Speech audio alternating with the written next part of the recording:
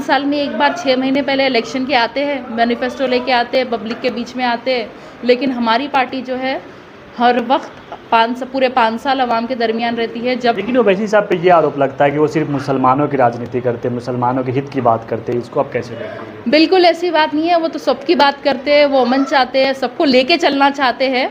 आप देख लीजिए गुजरात इलेक्शन में, यूपी इलेक्शन में ख़वातीन को असद साहब ने टिकट दिया था, और इंशाल्लाह जब वक्त आएगा सही वक्त पर वो सही बिल्कुल जो है ना सही फैसला लेंगे। जब वक्त आएगा और महिलाओं को, ख़वातीन को वो ज़रूर टिकट देंगे और जो है उनका रिप्रेजेंटेशन अपनी पार्टी में बढ़ाएंगे। मुस्लिम महिलाएं, ओबीसी महिलाएं भी पॉलिटिक्स में आए। अभी तक लोकसभा में देख लीजिए 0.7% रिप्रेजेंटेशन रहा है सिर्फ मुस्लिम ख़वातीन का। जब स्वागत है आप सभी का मिल्लत टाइम्स में। मिल्लत टाइम्स की चुनावी यात्रा शुरू हो चुकी है। इस वक्त हम ओवैसी के गढ़ यानी हैदराबाद में मौजूद है। इस वक्त हमारे साथ बातचीत करने के लिए सैदा फलक है, जो MIM के स्टार प्रचारक भी है और अंतर्राष्ट्रीय कराटे खिलाड़ी भी है। फलक, आप मुझे ये बताइए, चुनावी सरगर्मी तेज़ हो चुकी है, इस वक्त क्या टक्कर है, किसको देख रहे हैं आप टक्कर में इस वक्त? हमारे टक्कर में तो कोई नहीं है, कोई नहीं है टक्कर में, कोई नहीं है अल्हम्दुलिल्लाह।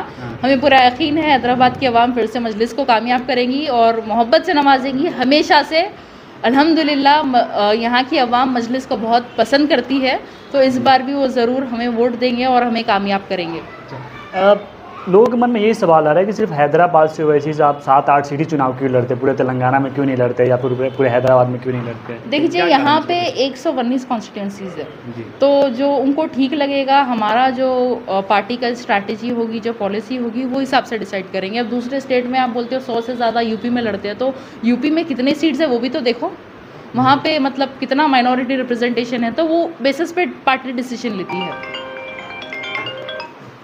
तो अब मुझे ये बताइए फलक जी कि इस वक्त जो चुनावी माहौल है हैदराबाद में, क्या मुद्दे हैं और क्या जनता के बीच आप लोग जा रहे तो क्या कह रहे हैं जनता से? देख लीजिए, अब मुद्दों की अगर आप बात करेंगे तो हर पार्टी जो है अपना एक मैनिफेस्टो बनाती है। हमारा मैनिफेस्टो यही है कि चाहे इलेक्शन रहो या ना रहो, लोग मतलब तकरीबन लोग बस 5 साल में एक बार 6 महीने पहले इलेक्शन के आते हैं, मैनिफेस्टो लेके आते हैं, पब्लिक के बीच में आते हैं, लेकिन हमारी पार्टी जो है हर वक्त पूरे 5 साल अवाम के दरमियान रहती है। जब आप देख लीजिए दारुसलाम में हफ्ते में 6 दिन, फ्राइडे एक छोड़कर, हमारे लीडर्स वहाँ पे अवेलेबल रहते हैं। सारे कॉरपोरेटर्स, MLAs, असद साहब खुद, MP साहब खुद हैदराबाद के वहाँ पे रहते हैं, और हर तरीके के लोग, हर मज़हब के लोग अपने मसाइल लेके, अपने ग्रीवेंसेस लेके वहाँ पे आते हैं। तो हमारा मैनिफेस्टो यही है, हम रात दिन अवाम के दरमियान रहते हैं, हर अच्छे बुरे वक्त में उनके साथ रहते हैं।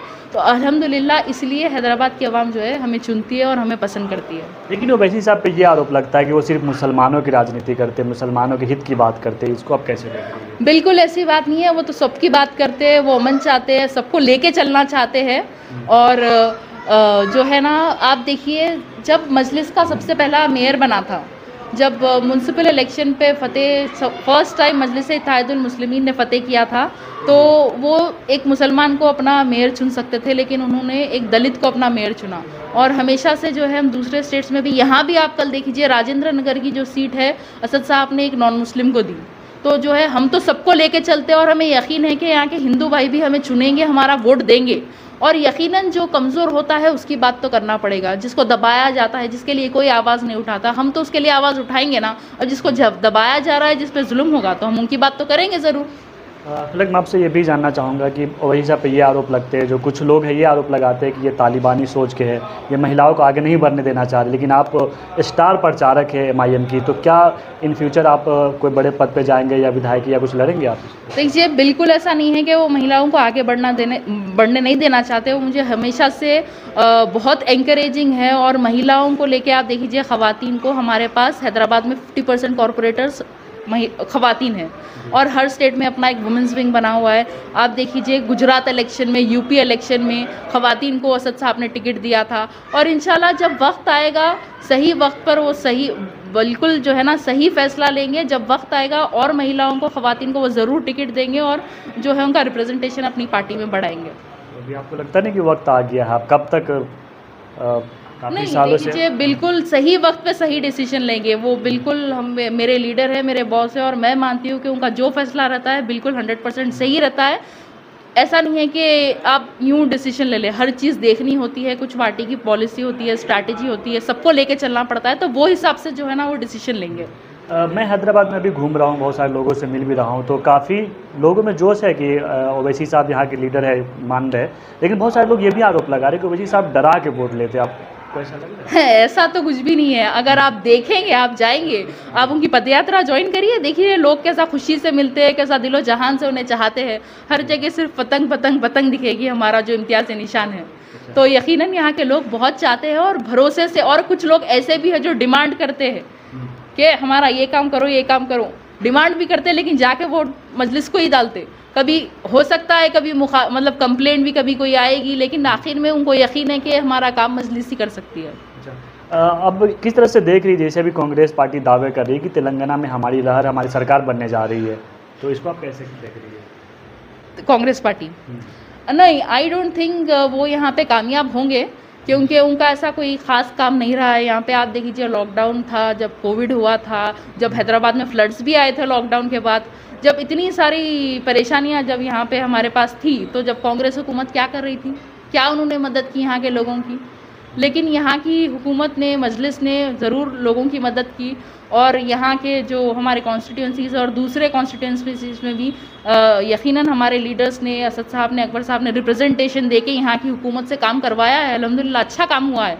तो कांग्रेस तो मुश्किल वक्त में नहीं थी, और मैं नहीं समझती हूँ कि कांग्रेस हुकूमत यहाँ पे जो है, कांग्रेस वाले यहाँ पे जो है हुकूमत बना पाएंगे इस बार। जब भी हैदराबाद का नाम आता है तो ओवैसी साहब का नाम याद आता है। उसके अलावा एक और यहाँ के नेता है टी राजा सिंह, जो बीजेपी से नबी सल्लल्लाहु अलैहि वसल्लम के बारे में उन्होंने अफसाना बका था। अभी चैलेंज कर रहे वही साहब को कि अगर दम है तो मेरे यहाँ चुनाव लड़के दिखाए मेरे। एक बात मैं आपको बोल दूं, हैदराबाद की पहचान जो है हमारे सदर है असदुद्दीन ओवैसी साहब। उसके बाद जिसका आपने नाम लिया, आई डोंट थिंक साथ में नाम लेना भी वो शोभा देता है। ना तो उनकी कोई पहचान है, ना तो कोई हैसियत है, ना तो कोई औकात है। आई एम सॉरी टू से दिस, बट लोग जो हेट मॉन्गर है और जो स्पीचेस देते हैं और जो गुस्ताख रसूल है, ज़रूर जो है लोग उनको नापसंद करते हैं और उनकी हरकतों की सोच जो है सब मजम्मत करते हैं। और सभी लोग चाहते हैं कि यहाँ के जो बीजेपी के स्टार प्रचारक है, बीजेपी के स्टार प्रचारक है, और बीजेपी के तो रहेंगे ना, क्योंकि उनका तो काम है नफरत फैलाना, जहरीली तकरीर करना, लोगों को भड़काना, बांटना। तो ज़रूर वो बीजेपी के स्टार प्रचारक ही हो गए वैसे लोग। वैसे तो बीजेपी ने उन्हें सस्पेंड कर दिया था, अब टिकट देना है तो सस्पेंशन हटा दिया। पता है अगर ऐसे लोगों को लाएंगे तभी वो जीतेंगे, वरना तो उनका कुछ है ही नहीं तेलंगाना में, बाकी कुछ वजूद ही नहीं है उनका। कौन सी सीट लेंगे वो, कौन सी सीट जीतेंगे, कुछ पता ही नहीं। अब एक बची कुछ सीट है, कोई भड़काऊ भाषण देता है, चलो उसको दे दो, शायद ये जीत जाएगा, वो सोच के दे दिए।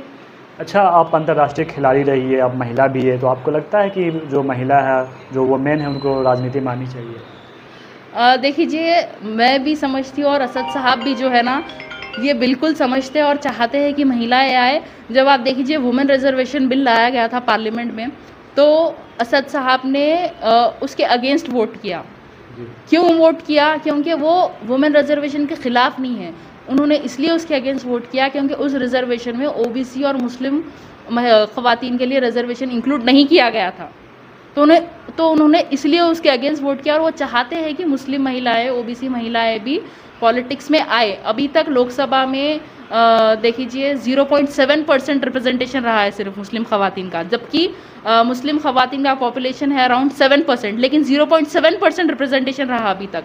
तो हम ज़रूर चाहते हैं, और ओवैसी साहब भी चाहते हैं कि मुस्लिम महिलाएं और ओबीसी महिलाएं पॉलिटिक्स में आए, उनका रिप्रेजेंटेशन बढ़े। आपसे आखिरी सवाल, जो हैदराबाद या तेलंगाना के जो महिलाएं हैं, जो यंग वोटर है, उनसे क्या अपील करेंगे आप? मैं सभी महिलाओं से और सभी लोगों से, ख़वातीन से, सभी लोगों से अपील करती हूँ कि जैसा हमेशा आप लोग मजलिस को कामयाब करते आए हैं, इस बार भी ज़रूर अपने वोट का इस्तेमाल करिए, वोट डालिए, मजलिस को कामयाब करिए। हर वोट की अहमियत है और वोट डालना आपका जमहूरी हक़ है, तो उस जमहूरी हक़ का बराबर जो है आप इस्तेमाल करिए, उसका फ़ायदा उठाइए और अपने मनपसंद लीडर को वोट दीजिए। बहुत शुक्रिया हमसे बात करने के लिए। तो ये थी सैयदा फलक, जो अंतर्राष्ट्रीय कराटे खिलाड़ी है, एमआईएम के स्टार प्रचारक भी है और अभी काफ़ी एक्टिव है एमआईएम में, हर जगह जा रही है, रैली कर रही है। तो आप भी क्या सोचते हैं इस वीडियो के बारे में? अपनी राय कमेंट बॉक्स में ज़रूर रखें।